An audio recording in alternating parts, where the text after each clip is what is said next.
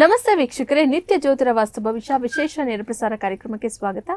ನಾನು ಚಿತ್ರ. ದಿನಾಂಕ 10/3/2026. ಇವತ್ತಿನ ಮಂಗಳವಾರದ ಸಂಚಿಕೆಯಲ್ಲಿ ನಕ್ಷತ್ರಗಳ ವಿಚಾರಕ್ಕೆ ಸಂಬಂಧಪಟ್ಟಂತೆ ಹಾಗೆ ಸಿಂಹ ರಾಶಿಯಲ್ಲಿ ಬರ್ತಕ್ಕಂಥ ನಕ್ಷತ್ರಗಳು ಯಾವ್ದಾವುದು, ಅದರಲ್ಲಿ ಪ್ರಮುಖವಾದಂತಹ ಮಘ ನಕ್ಷತ್ರದವರ ವಿಶೇಷ ಗುಣಲಕ್ಷಣಗಳೇನು, ಮಘ ನಕ್ಷತ್ರದವರಿಗೆ ಸಮಸ್ಯೆ ಎದುರಾದರೆ ಯಾವ ರೀತಿಯಾದಂಥ ಪರಿಹಾರವನ್ನು ಮಾಡಬೇಕು, ಯಾವೆಲ್ಲ ರಾಶಿಗಳಿಗೆ ಜೊತೆಗೆ ನಕ್ಷತ್ರಗಳಿಗೆ ರಾಜಯೋಗ ಲಭಿಸುತ್ತೆ, ಈ ಎಲ್ಲ ವಿಚಾರಗಳನ್ನ ತಿಳ್ಕೊಳ್ತಾ ಹೋಗೋಣ. ಹಾಗೆ ಈ ವಿಚಾರಗಳನ್ನ ತಿಳಿಸ್ತಾರೆ ಗುರೂಜಿಗಳು. ಅವರನ್ನ ಕಾರ್ಯಕ್ರಮಕ್ಕೆ ಸ್ವಾಗತಿಸ್ತಾ ಇದ್ದೀನಿ. ಪಂಚಭೂತ ವಾಸ್ತು ತಜ್ಞರು, ಖ್ಯಾತ ಜ್ಯೋತಿಷಿಗಳು ಮತ್ತು ಸಂಖ್ಯಾಶಾಸ್ತ್ರಜ್ಞರಾದಂತಹ ಶ್ರೀ ಮಂಜುನಾಥ್ ಗುರೂಜಿಗಳು. ಗುರೂಜಿ ನಮಸ್ತೆ, ಕಾರ್ಯಕ್ರಮಕ್ಕೆ ಸ್ವಾಗತ. ಓಂ ಧರಣಿ ಗರ್ಭ ಸಂಭೂತಂ ವಿದ್ಯುತ್ ಕಾಂತಿ ಸಮಪ್ರಭಂ ಕುಮಾರಂ ಶಕ್ತಿ ಹಸ್ತಂ ಚ ತಂ ಮಂಗಳಂ ಪ್ರಣಮಾಮ್ಯಹಂ. ಗುರುಜಿ, ನಾವು ಹಿಂದಿನ ಸಂಚಿಕೆಯಲ್ಲಿ ಮೇಷ ಆಗಿರ್ಬೋದು, ವೃಷಭ ಆಗಿರ್ಬೋದು, ಮಿಥುನ ಆಗಿರ್ಬೋದು, ಕರ್ಕಾಟಕ ಆಗಿರ್ಬೋದು, ಸೊ ಈ ರಾಶಿಗಳಲ್ಲಿ ಬರ್ತಕ್ಕಂಥ ನಕ್ಷತ್ರಗಳು ಏನಿದೆ ಅವುಗಳ ಆಧಾರಿತವಾಗಿ ಅವರ ಗುಣಲಕ್ಷಣಗಳೇನು, ಅವರಿಗೆ ಸಿಗುವಂತಹ ಒಂದಷ್ಟು ಅನುಕೂಲತೆಗಳು ಯಾವ ರೀತಿಯಾಗಿರುತ್ತೆ, ಇದೆಲ್ಲದರ ಬಗ್ಗೆ ಚರ್ಚೆ ಮಾಡಿದ್ವಿ. ಹಾಗೆ ಇವತ್ತಿನ ಸಂಚಿಕೆಯಲ್ಲಿ ಗುರುಜಿ ಸಿಂಹ ರಾಶಿಯ ಬಗ್ಗೆ ನೋಡ್ತಾ ಹೋಗೋಣ. ಮೊದಲನೇದಾಗಿ ಸಿಂಹ ರಾಶಿಯವರ ವಿಶೇಷತೆ ಏನು, ಯಾವೆಲ್ಲ ನಕ್ಷತ್ರಗಳು ಸಿಂಹ ರಾಶಿಯಲ್ಲಿ ಬರುತ್ತವೆ ಗುರುಜಿ? ನೋಡಿ, ಮೊದಲನೇದಾಗಿ ನಾವು ಕಳೆದ ಒಂದು ಸಂಚಿಕೆಯಲ್ಲಿ ತಾವು ಹೇಳಿದಾಗೆ ಪ್ರತಿಯೊಂದು ವಿಚಾರದಲ್ಲಿ ತಿಳಿಸಿದ್ವಿ ವೀಕ್ಷಕರಿಗೆ. ನಾವು ಅಶ್ವಿನಿ ನಕ್ಷತ್ರದಿಂದ ಆಶ್ಲೇಷ ನಕ್ಷತ್ರದವರೆಗೂ, ಅಂದರೆ ಕರ್ಕಾಟಕ ರಾಶಿಯ ಕೊನೆಯ ನಕ್ಷತ್ರ ಆಶ್ಲೇಷದವರೆಗೂ ತಿಳಿಸಿದ್ವಿ. ಇವಾಗ ಸಿಂಹ ರಾಶಿಯ ವಿಚಾರದಲ್ಲಿ ತಾವು ಕೇಳಿದಂಗೆ ಸಿಂಹ ರಾಶಿ ಅಂತಂದ್ರೆ ಅದೇ ಅದ್ಭುತವಾದ ರಾಶಿ, ಯಾಕಂದರೆ ಅಗ್ನಿತತ್ವ ರಾಶಿ. ಸೊ ಅಗ್ನಿತತ್ವ ಅಂತಂದರೆ ಇವರೆಲ್ಲರೂ ಒಂದು ಕೋಪ ಆಗಿರಲಿ, ಒಂದು ಹಠ ಆಗಿರಲಿ, ಒಂದು ಛಲ ಆಗಿರಲಿ ತುಂಬ ಇರುತ್ತೆ. ಅಗ್ನಿತತ್ವ ರಾಶಿಗೆ ಅದರದೇ ಆದ ಮಹತ್ವ ಇರುವಂಥದ್ದು. ಸೊ ಈ ಸಿಂಹ ರಾಶಿಯವರಿಗೆ ಬಹಳ ವಿಶೇಷವಾಗಿರುವಂಥ 3 ಪ್ರಮುಖ ನಕ್ಷತ್ರಗಳು ಬರುತ್ತೆ. ಒಂದು ಮಘ ನಕ್ಷತ್ರ ಅತ್ಯಂತ ಪ್ರಮುಖವಾಗಿ, ಅದ್ರ ಬಗ್ಗೆನೇ ನಾವು ಇವತ್ತು ಡೀಟೇಲ್ ಆಗಿ ಚರ್ಚೆ ಮಾಡ್ತಾ ಇದ್ದೀವಿ. ಮತ್ತೆ ಮಘ ನಕ್ಷತ್ರ, ಪೂರ್ವ ಫಾಲ್ಗುಣಿ ನಕ್ಷತ್ರ ಅಥವಾ ಪುಬ್ಬ ನಕ್ಷತ್ರ ಅಂತ ಹೇಳ್ತೀವಿ ಅದಕ್ಕೆ. ಮತ್ತೆ 3ನೇ ನಕ್ಷತ್ರ ಬಂದು ಇಲ್ಲಿ ಉತ್ತರ ಫಾಲ್ಗುಣಿ ನಕ್ಷತ್ರ. ಇಲ್ಲಿ ಮಘ ನಕ್ಷತ್ರದ ವಿಚಾರದಲ್ಲಿ ಕೇತು ಅಧಿಪತಿ ಗ್ರಹ ಹೊಂದಿರುವಂಥ ನಕ್ಷತ್ರ ಅಂತ ಹೇಳ್ತೀವಿ. ಮತ್ತೆ ಪೂರ್ವ ಫಾಲ್ಗುಣಿ ನಕ್ಷತ್ರ ಶುಕ್ರ ಆಧಾರಿತವಾಗಿರೋ ನಕ್ಷತ್ರ. ಮತ್ತೆ ಉತ್ತರ ಫಾಲ್ಗುಣಿ ನಕ್ಷತ್ರ ಒಂದು ಸೂರ್ಯನ ನಕ್ಷತ್ರ ಅಂತ ಹೇಳ್ತೀವಿ. ಈ 3 ಕೇತು ಮತ್ತು ಶುಕ್ರ ಮತ್ತು ಸೂರ್ಯನ ಒಂದು ಕಾಂಬಿನೇಷನ್ ಇರುವಂಥ ನಕ್ಷತ್ರಗಳು ಇಲ್ಲಿ ನಮಗೆ ಸಿಂಹ ರಾಶಿಯಲ್ಲಿ ಬರುವಂಥದ್ದು. ಓಕೆ ಗುರುಜಿ, ಇನ್ನು ಯಾವೆಲ್ಲ ನಕ್ಷತ್ರಗಳು ಸಿಂಹ ರಾಶಿಯಲ್ಲಿ ಬರ್ತವೆ ಗುರುಜಿ? 3 ಪ್ರಮುಖ ನಕ್ಷತ್ರಗಳು ನಾವು ತಿಳಿಸ್ದಂಗೆ ಮಘ ನಕ್ಷತ್ರಗಳಾಗಿರ್ಬೋದು, ಮತ್ತು ಪೂರ್ವ ಫಾಲ್ಗುಣಿ ನಕ್ಷತ್ರ ಮತ್ತು ಉತ್ತರ ಫಾಲ್ಗುಣಿ ನಕ್ಷತ್ರ ಸಿಂಹ ರಾಶಿಯಲ್ಲಿ ಬರುತ್ತೆ. ಗುರುಜಿ, ಸಿಂಹ ರಾಶಿಯವರ ಸಕಾರಾತ್ಮಕ ಹಾಗೆ ನಕಾರಾತ್ಮಕ ಅಂಶಗಳು ಏನೇನಿದೆ ಗುರುಜಿ? ನೋಡಿ, ಸಿಂಹ ರಾಶಿಯಲ್ಲಿ ಪ್ರಮುಖವಾಗಿ ಸಿಂಹದಂತೆ ಗರ್ಜಿಸುವವರು ಅಂತ ಸಿಂಹ ರಾಶಿಯವರು ಕೆಲವೊಂದು ಹಲವಾರು ಎಪಿಸೋಡ್ಗಳಲ್ಲಿ ಹೇಳ್ತಾರೆ. ಆದರೆ ಸಿಂಹ ರಾಶಿಯವರು ಬಹಳ ಸ್ವತಂತ್ರವಾಗಿರುವಂಥವ್ರು. ಇವರು ಸ್ವಲ್ಪ ಕರುಣಾಮಯಿ, ಸ್ನೇಹಜೀವಿಗಳು, ಸ್ನೇಹಿತರ ರಕ್ಷಣೆಗೆ ತುಂಬ ಒಂದು ಬದ್ಧವಾಗಿ ನಿಲ್ತಾರೆ. ಇದು ಸಕಾರಾತ್ಮಕ ಅಂಶ ಅಂತ ಹೇಳ್ತೀವಿ. ಅಹಂಕಾರ ಮತ್ತು ಹಠಮಾರಿ ಸ್ವಭಾವ ಇವರು ಸ್ವಲ್ಪ ದೌರ್ಬಲ್ಯ ಅಂತ ಹೇಳ್ಬೋದು. ಮತ್ತು ಕೆಲಸದಲ್ಲಿ ಶ್ರದ್ಧೆ, ಗುರು ಮುಟ್ಟುವ ಛಲ ದೊಡ್ಡ ಶಕ್ತಿಯಾಗಿರುವಂಥದ್ದು. ಮತ್ತು ಇವರಲ್ಲಿ ಪ್ರಮುಖ ಲಕ್ಷಣಗಳಂತ ನೋಡಿದಾಗ ನಾಯಕತ್ವ ಮತ್ತು ಆತ್ಮವಿಶ್ವಾಸ ತುಂಬ ಚೆನ್ನಾಗಿರುತ್ತೆ. ಸಹಜವಾಗಿ ನಾಯಕತ್ವ ಗುಣಗಳಿರುವಂಥದ್ದು, ಯಾವುದೇ ಸಂದರ್ಭವನ್ನು ಒಂದು ನಿಭಾಯಿಸುವಂಥ ಆತ್ಮವಿಶ್ವಾಸ ಇವರಲ್ಲಿ ಜಾಸ್ತಿ ಇರುತ್ತೆ. ಮತ್ತು ಧೈರ್ಯ ಛಲದಲ್ಲಿ ನೋಡೋದಾದರೆ ಅಡೆತಡೆಗಳ ವಿರುದ್ಧ ಹೋರಾಡಿ ಹಿಡಿದ ಕೆಲಸಗಳನ್ನು ಪೂರ್ಣಗೊಳಿಸುವಲ್ಲಿ ಬಿಡುವುದೇ ಇಲ್ಲ.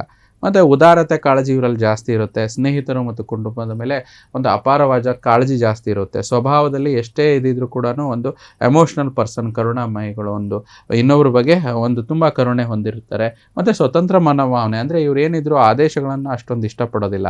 ಅಂದರೆ ಇವ್ರದ್ದೇ ಒಂದು ಓನ್ ರೂಲ್ಸ್ ರೆಗ್ಯುಲೇಷನ್ಸು, ಸ್ವತಂತ್ರ ನಿಯಮಗಳ ಅಡಿಯಲ್ಲಿ ಬದುಕಲು ಇಷ್ಟಪಡ್ತಾರೆ. ಮತ್ತು ಅಹಂಕಾರ, ಕೋಪ ಸ್ವಲ್ಪ ಇರುತ್ತೆ. ಯಾಕಂದರೆ ಇದೊಂದು ಅಗ್ನಿತತ್ವ ರಾಶಿ. ನಾನು ಆವಾಗಲೇ ಹೇಳ್ದಂಗೆ ಕೆಲವೊಮ್ಮೆ ಅತಿಯಾದ ಅಹಂಕಾರ ಮತ್ತು ಕೋಪ ಅವರಿಗೆ ಸ್ವಲ್ಪ ತೊಂದರೆ ತರ್ಬೋದು ಸಿಂಹ ರಾಶಿಯವರಿಗೆ. ಆದರೆ ಪ್ರೀತಿಯ ಜೀವನದಲ್ಲಿ ತುಂಬ ಇವರೊಂದು ಹಾನೆಸ್ಟ್ ಫೆಲೋಸ್, ಅಂದರೆ ಪ್ರಾಮಾಣಿಕತೆ ತುಂಬ ಇರುತ್ತೆ. ಭಾವೋದ್ವೇಗಗಳು ಮತ್ತು ಸಂಗಾತಿಗೆ ಹೆಚ್ಚಿನ ಗೌರವ ನೀಡ್ತಾರೆ. ಮತ್ತು ಸಿಂಹ ರಾಶಿಯವರ ವ್ಯಕ್ತಿ ಹಾಗೂ ವ್ಯಕ್ತಿತ್ವದ ಬಗ್ಗೆ ನೋಡೋದಾದರೆ ಇವರು ಸ್ವಲ್ಪ ಸಾರ್ವಜನಿಕ ಕೆಲಸಗಳು, ಕಲೆ, ಸಂಗೀತ, ನೃತ್ಯದಲ್ಲಿ ಹೆಚ್ಚು ಆಸಕ್ತಿ ಹೊಂದಿರ್ತಾರೆ. ಮತ್ತು ಇತರರ ಕೈ ಕೆಳಗಡೆ ಅಷ್ಟೊಂದು ಕೆಲಸ ಮಾಡೋಕ್ಕೆ ಇಷ್ಟ ಆಗಲ್ಲ. ಸ್ವತಂತ್ರವಾಗಿ ಕೆಲಸ ಮಾಡಲು, ಸ್ವತಂತ್ರ ಅಧಿಕಾರ ಚಲಾಯಿಸಲು ಇಷ್ಟಪಡ್ತಾರೆ.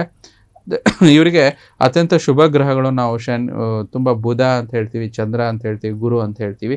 ಈ ರೀತಿ ಒಂದು ಸಿಂಹ ರಾಶಿಯವರ ಒಂದು ಸಕಾರಾತ್ಮಕ ಮತ್ತು ನಕಾರಾತ್ಮಕ ವಿಚಾರದ ಬಗ್ಗೆ ನಾವು ನೋಡ್ತೇವೆ. ಗುರುಜಿ, ಇನ್ನು ಮಘ ನಕ್ಷತ್ರ ಅಂದರೆ ಏನು, ಸಿಂಹ ರಾಶಿಯಲ್ಲಿ ಬರ್ತಕ್ಕಂಥ ಮಘ ನಕ್ಷತ್ರ ಏನಿದೆ ಅವರ ಒಂದಷ್ಟು ವಿಶೇಷ ಗುಣಲಕ್ಷಣಗಳು ಯಾವ ರೀತಿಯಾಗಿದೆ ಗುರುಜಿ? ನೋಡಿ ಇಲ್ಲಿ ಸಿಂಹರಾಶಿಯ ಮಗ ನಕ್ಷತ್ರದ ವಿಚಾರದಲ್ಲಿ ಬಹಳ ಒಂದು ನಾನು ಆವಾಗಲೇ ಹೇಳಿದೆ, ಮಗ ನಕ್ಷತ್ರ ಕೇತುಗೆ ಅಧಿಪತಿಯಾಗಿರುವಂಥ ನಕ್ಷತ್ರ ಅಂತ ಹೇಳ್ತೀವಿ. ಇಲ್ಲಿ ಮಗ ನಕ್ಷತ್ರದ 4 ಪದಗಳು 1 2 3 4 ಪದಗಳು ಸಿಂಹ ರಾಶಿಯಲ್ಲೇ ಬರುವಂಥದ್ದು, ಅಗ್ನಿತತ್ವ ರಾಶಿಯಲ್ಲಿ ಇರುವಂಥದ್ದು. ಅಂದರೆ ನಾವೇನು ಹೇಳ್ತೀವಿ ಅಂತಂದರೆ ನಮ್ಮ ಒಂದು ಪೂರ್ವಜರ ಒಂದು ಸೂಚಕವಾಗಿರುವಂಥದ್ದು ಮಗ ನಕ್ಷತ್ರ ಅಂತ ಹೇಳ್ತೀವಿ. ಸೊ ಸಿಂಹರಾಶಿಯ ಮಗ ನಕ್ಷತ್ರದವ್ರಿಗೆ ಏನಂತಂದರೆ ಯಾವಾಗಲೂ ಜೀವನದಲ್ಲಿ ಅತಿ ಎತ್ತರಕ್ಕೆ ಬೆಳಿಬೇಕು, ಸಾಧನೆ ಮಾಡಬೇಕು, ಮತ್ತು ಪ್ರತಿಯೊಂದು ಪವರ್ ಪೊಸಿಷನ್ ಅಥಾರಿಟಿ ಅಂತ ನಾವೇನು ತೊಗೊತೀವಿ ಅದರ ಒಂದು ಹಂಬಲತೆ ಇವ್ರಿಗೆ ಜಾಸ್ತಿ ಇರುತ್ತೆ. ಮತ್ತು ಪ್ರತಿಯೊಂದು ಸತಿ ಇವರಿಗೆ ಏನು ಅಂದರೆ ಯಾವುದೋ ಒಂದು ಪೊಸಿಷನ್ ವಿಚಾರದಲ್ಲಿ ಒಂದು ಅಧಿಕಾರದ ವಿಚಾರವಾಗಿ ಅದರ ಒಂದು ಹಸಿವು ಜಾಸ್ತಿ ಇರುತ್ತೆ. ಮತ್ತು ಏನೇ ಕೆಲಸ ಮಾಡಿಕೊಂಡ್ರು ಇವರು ಪ್ರತ್ಯೇಕವಾದಿಗಳು, ಅಂದರೆ ಇವರನ್ನೇ ಇವರು ಪ್ರತ್ಯೇಕಿಸ್ಕೊಂಡು ಗುರುತಿಸ್ಕೊಂಡು ಕೆಲಸ ಮಾಡುವಂಥವ್ರು. ಅಂದರೆ ಗುಂಪಲ್ಲಿ ಗೋವಿಂದ ಅನ್ನೋದಿಲ್ಲ, ಇವ್ರದ್ದೇ ಒಂದು ಪ್ರತ್ಯೇಕತವಾಗಿರುವಂಥ ಒಂದು ಸ್ಟೈಲ್ ಆಫ್ ಫಂಕ್ಷನಿಂಗ್ ಅಂತ ಹೇಳ್ತೀವಿ, ಅದು ಜಾಸ್ತಿ ಇರುತ್ತೆ. ಮತ್ತು ಇವರು ಯಾವಾಗಲೂ ಇವರಿಗೆ ಸ್ವಲ್ಪ ಒಂದು ಮಟೀರಿಯಲಿಸ್ಟಿಕ್ ಕಂಫರ್ಟ್ಸ್, ಒಳ್ಳೆ ಬಟ್ಟೆ, ಒಳ್ಳೆ ಕಾರು, ಒಳ್ಳೆ ಮನೆ ಇರುವಂಥದ್ದು ಆಸೆ ಜಾಸ್ತಿ ಇರುತ್ತೆ. ಮತ್ತು ಇವರಿಗೆ ಅತಿಯಾದ ಆತ್ಮವಿಶ್ವಾಸ ಕೂಡ ಇರುವಂಥದ್ದು. ಮತ್ತು ಈ ಮಗ ನಕ್ಷತ್ರದವರ ವಿಶೇಷತೆ ಏನು ಅಂತಂದರೆ ಏನೇ ಒಂದು ಡ್ರೆಸ್ಸಿಂಗ್ ಸೆನ್ಸ್ ಆಗಿರ್ಬೋದು, ಇವರು ತುಂಬ ಒಂದು ಒಳ್ಳೆ ಡ್ರೆಸ್ಸಿಂಗ್ ಸೆನ್ಸ್ ಇರುತ್ತೆ. ಮತ್ತು ಇವರಿಗೆ ಆದಷ್ಟು ಒಂದು ಅವರ ಬಗ್ಗೆ ಸ್ವಾರ್ಥಿಗಳಿರೋದಿಲ್ಲ. ಅಂದರೆ ನಾನು, ನಮ್ಮ ತಂದೆ, ನಮ್ಮ ತಾತ ಈ ರೀತಿ, ಅಂದರೆ ಅವರ ವಂಶದ ಬಗ್ಗೆ ಒಂದು ಗೌರವ ಜಾಸ್ತಿ ಇರುವಂಥದ್ದು. ಆ ವಂಶದ ವಿಚಾರದಲ್ಲಿ ಅಥವಾ ಕುಟುಂಬದ ವಿಚಾರದಲ್ಲಿ ಬಂದಾಗ ಇವರು ಬಿಟ್ಕೊಡೋದಿಲ್ಲ, ಅವ್ರ ಫ್ಯಾಮಿಲಿ ಪರ್ಸನ್ಸಿಗೆ ಯಾರಿಗೂ ಬೇಗ ಬಿಟ್ಕೊಡೋದಿಲ್ಲ. ಮತ್ತು ಇವರು ಲೈಫ್ ಟೈಮಲ್ಲಿ ಒಂದು ಟಾಪ್ ಪೊಸಿಷನನ್ನು ಪಡ್ಕೊತಾರೆ. ಇವರೊಬ್ಬರು ವ್ಯಾಪಾರಸ್ಥರಾಗಿರ್ಬೋದು, ಮಗ ನಕ್ಷತ್ರದವರು ಒಂದು ಉದ್ಯೋಗದಲ್ಲಿರ್ಬೋದು, ಒಂದು ವ್ಯವಹಾರದಲ್ಲಿ ಅಥವಾ ಒಂದು ಕೆಲಸದಲ್ಲಿದ್ದರೂ ಕೂಡ ಇವರಿಗೆ ಒಂದು ಟಾಪ್ ಪೊಸಿಷನ್ಗೆ ಹೋಗುವಂಥ ಆಸೆ ತುಂಬ ಇರುತ್ತೆ. ಮತ್ತು ಇವರಿಗೆ ಇದರಿಂದ ಸ್ವಾಭಾವಿಕವಾಗಿ ಒಂದು ಸೋಷಿಯಲ್ ಸ್ಟೇಟಸ್ ಅಂತ ಏನು ಹೇಳ್ತೀವಲ್ಲ ಅದು ತುಂಬ ಚೆನ್ನಾಗಿರುತ್ತೆ. ಅಂದರೆ ಸೋಷಿಯಲ್ ನೆಟ್ವರ್ಕು, ಸೋಷಿಯಲ್ ಸ್ಟೇಟಸ್ ತುಂಬ ಚೆನ್ನಾಗಿರುತ್ತೆ. ಸೊ ಈ ರೀತಿ ಅವರ ಇರೋದ್ರಿಂದ ಇವರು ಒಳ್ಳೆಯ ಒಬ್ಬ ಮ್ಯಾನೇಜರ್ ಆಗ್ಬೋದು. ಮತ್ತು ಇನ್ಚಾರ್ಜು ಯಾವುದೇ ಒಂದು ಇಂಡಸ್ಟ್ರಿಯಲ್ಲಿ ಆಗಿರ್ಬೋದು, ಒಂದು ಆಫೀಸಲ್ಲಿ ಆಗಿರ್ಬೋದು, ಇನ್ಚಾರ್ಜ್ ಅಂತ ಹೇಳ್ತೀವಿ, ಅದನ್ನು ಇವರು ಪಡ್ಕೊಳ್ಳೋಕೆ ಇಷ್ಟಪಡ್ತಾರೆ. ಈವನ್ ಇವರು ಮಗ ನಕ್ಷತ್ರ ಹೆಣ್ಮಕ್ಳಿದ್ರು ಕೂಡ ಅವರು ಒಂದು ಒಳ್ಳೆ ಹುದ್ದೆಯಲ್ಲಿ ಇರಬೇಕನ್ನೋ ಒಂದು ಆಸಕ್ತಿ ಇವ್ರಿಗೆ ಜಾಸ್ತಿ ಇರುತ್ತೆ.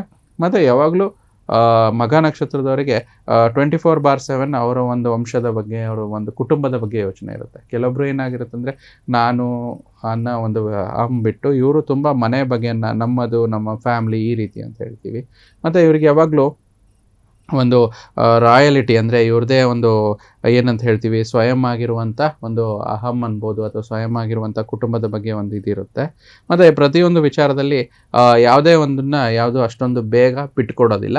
ಆವಾಗಲೇ ಹೇಳ್ದಂಗೆ ಇವರು ಒಬ್ಬರ ಅಂಡರಲ್ಲಿ ಕೆಲಸ ಮಾಡೋಕ್ಕೆ ಇಷ್ಟಪಡೋದಿಲ್ಲ.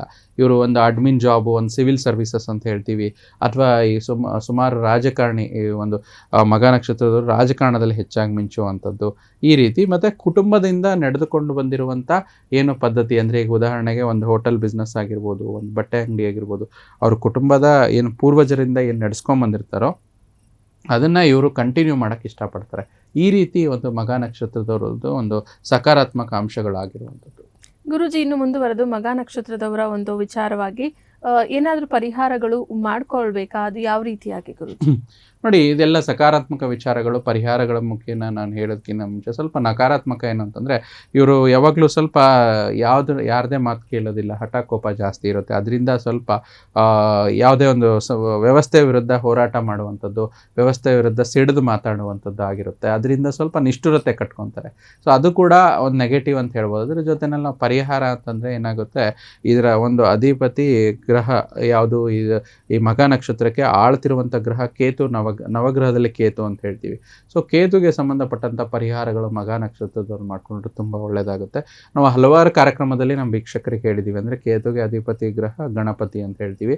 ಸೊ ಅದಕ್ಕೆ ಇವರು ಆದಷ್ಟು ಮಂಗಳವಾರದೊತ್ತು ಮತ್ತು ಭಾನುವಾರದೊತ್ತು, ಮಂಗಳವಾರದೊತ್ತು ಗಣಪತಿ ದೇವಸ್ಥಾನಕ್ಕೆ ಹೋಗುವಂಥದ್ದು, ಗಣೇಶನಿಗೆ ಒಂದೇನೇ ಒಂದು ಇಷ್ಟವಾಗಿರುವಂಥ ಮೋದಕ ಆಗಿರ್ಬೋದು, ಬೇಸನ್ನ ಒಂದು ಲಡ್ಡು ಆಗಿರ್ಬೋದು, ಅದನ್ನು ಅರ್ಪಿಸಿ ಓಂ ಗಂ ಗಣಪತೇ ನಮಃ ಅಂತೇಳಿ ಮಂಗಳವಾರದೊತ್ತು ಪರಿಹಾರ ಮಾಡಿಕೊಂಡ್ರೆ, ಭಾನುವಾರದೊತ್ತು, ಯಾಕೆ ಭಾನುವಾರ ಯಾಕಂತಂದರೆ ಸಿಂಹರಾಶಿಯ ವಾರ, ಅಂದರೆ ರಾಶಿಗೆ ವಾರ ಅಂತ ತೊಗೊತೀವಿ, ಭಾನುವಾರದೊತ್ತು ಪರಿಹಾರ ಮಾಡಿಕೊಂಡು ಸೂರ್ಯನ ಪರಿಹಾರ, ಸೂರ್ಯನಿಗೆ ಏನಾಗುತ್ತೆ ಆದಷ್ಟು ಒಂದು ಗೋಧಿಯ ಒಂದು ದಾನವನ್ನು ಮಾಡುವಂಥದ್ದು. ನವಗ್ರಹಗಳಲ್ಲಿ ಗೋಧಿ, ಸೂರ್ಯನ ನವಗ್ರಹದ ಮುಂದೆ ಇಟ್ಟು ಗೋಧಿ ಧಾನ್ಯವನ್ನು ಒಂದು 1/4 kg, ಅರ್ಧ kg 3 ಸುತ್ತು ಹಾಕಿ ಸೂರ್ಯನ ಮಂತ್ರಗಳನ್ನು, ಮೂಲ ಮಂತ್ರಗಳು, ಓಂ ಆದಿತ್ಯಾಯ ನಮಃ ಅಂತ ಹೇಳ್ಬೋದು.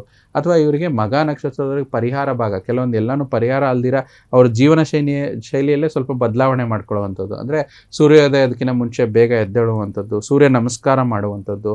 ಅದಲ್ದಿರ ಈ ಕೆಲವೊಬ್ಬರಿಗೆ ದೈಹಿಕವಾಗಿ ಸೂರ್ಯ ನಮಸ್ಕಾರ ಮಾಡೋಕ್ಕಾಗಿಲ್ಲ ಅಂದರೂ ಕೂಡ ಸೂರ್ಯನಿಗೆ ಅರ್ಘ್ಯ ಕೊಡುವಂಥದ್ದು. ತಾಮ್ರದ ಬಿಂದಿಗೆಯಲ್ಲಿ ಉದಯಿಸುತ್ತಿರುವ ಸೂರ್ಯನಿಗೆ ಅರ್ಪಿಸಿ, ಆ ಅರ್ಘ್ಯವನ್ನು ಅರ್ಪಿಸಿ, ಓಂ ಆರೋಗ್ಯಂ ಪ್ರದದಾತುನು ದಿನಕರಃ ಅಂತೇಳಿ ಸೂರ್ಯನಿಗೆ ಅರ್ಘ್ಯ ಕೊಡುವಂಥದ್ದು. ಈ ರೀತಿ ಪರಿಹಾರಗಳನ್ನು ಮಾಡ್ಕೊಂಡಾಗ ಏನಾಗುತ್ತೆ, ಆ ಮಗ ನಕ್ಷತ್ರದವರೆಗೆ ಸಕ್ಸಸ್ ಸಿಗುತ್ತೆ.